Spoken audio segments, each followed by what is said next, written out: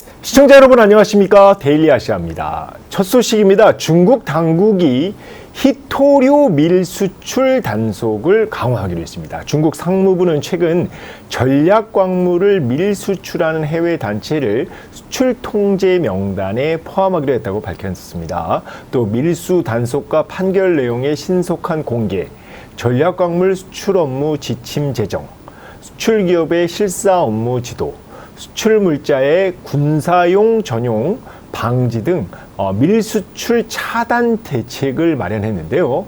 상무부는 최근 2개월간 유관기관들이 전략광물 밀수출에 대한 무관용 원칙에 따라 사건을 수사했고 관련 혐의자들을 체포했다고 설명했습니다. 앞서 중국 국가안전부는 해외 정보기관이 연루된 희토류 무단 반출 시도가 적발됐다고 공개한 바 있는데요.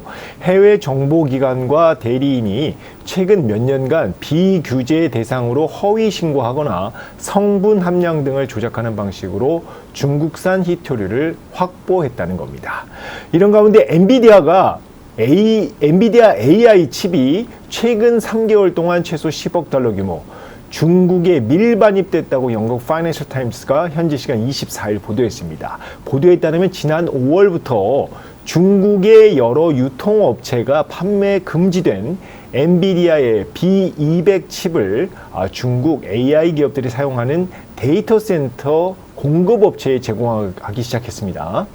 B200 칩은 블랙웰을 기반으로 한 엔비디아의 최신 AI 칩으로 최근 미국 정부가 판매를 허용한 호퍼 기반의 H20 칩보다 성능이 우수합니다.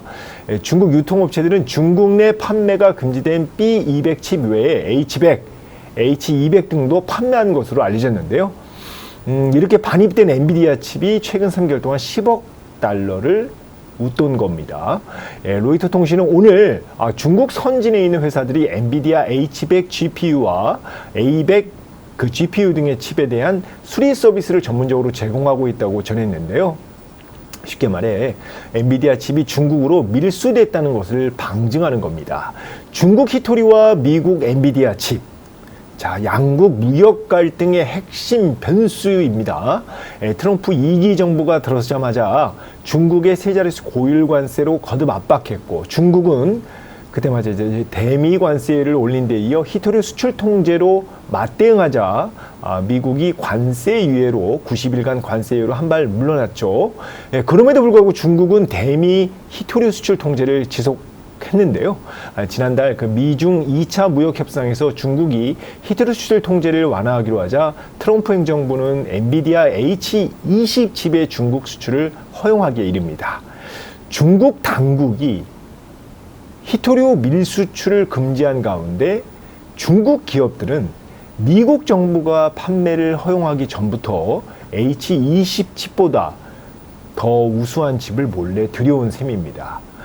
미국이 다음 달 중국의 고율 관세를 물릴 경우 중국은 희토류 수출 통제에 또다시 나설 것이라는 게 전문가들의 관측인데요. 또 중국 기업들이 엔비디아 고사양 AI 칩을 밀반입하거나 자국 기업인 화웨이 AI 칩으로 대체할 가능성도 적지 않습니다. 최근 트럼프 관세 압박에 못 이겨 무역 합의를 이룬 나라들이 속속 나오고 있는 가운데 희토류를 무기화한 중국은 사뭇 달라 보입니다. 다음 소식입니다. 하워드 롤트닉 미 상무장관은 현지 시간 24일 중국의 동영상 플랫폼 틱톡의 미국 내 사업권 매각 문제와 관련해 틱톡에 대한 미국의 통제권 강화를 중국이 승인하지 않으면 미국에서 틱톡은 차단될 것이라고 밝혔습니다. 롤트닉 장관은 CNBC와의 인터뷰에서 중국의 통제를 받으려면 1억 개의 미국인 휴대전화에 설치된 앱을 허용할 수 없다며 미국인들이 기술을 소유하고 알고리즘을 통제하게 될 것이라고 말했습니다. 미국 정부는 안보를 이유로 틱톡 금지법을 시행했는데 틱톡의 미국 사업권 매각 시한이 당초 1월에서 트럼프 대통령이 3차례 연장하면서 오는 9월 17일로 늦춰졌습니다. 그런데 최근 그 세계 최대 사모펀드 운용사죠.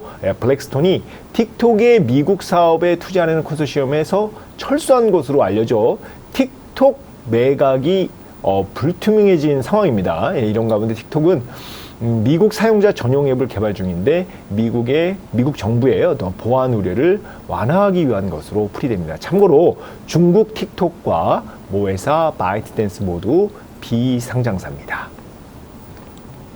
다음 소식입니다. 중국이 전기차 등 내수 시장의 과도한 저가 출혈 경쟁을 억제하기 위해 27년 만에 가격법 개정에 나섰습니다. 중국 국가발전개혁위원회는 어제 중화인민공화국 가격법 개정 초안을 공개했는데요. 이번 개정은 가격법이 시행된 1998년 이후 처음입니다.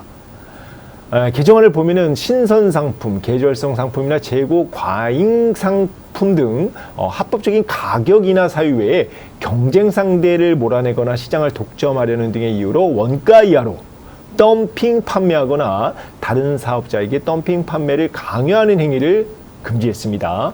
또 상품 분야 덤핑 행위에만 규정한 현행법의 허점을 보완해서 서비스와 플랫폼으로 덤핑 규제 적용 범위를 확대했습니다.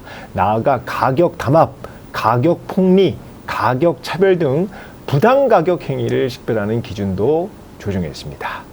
자, 이번 개정안 왜 나왔을까요? 예, 중국에서 디플레이션 압력 속에 산업 전반에서 제살깎기식 가격 인하 경쟁이 심해졌기 때문에 나왔습니다.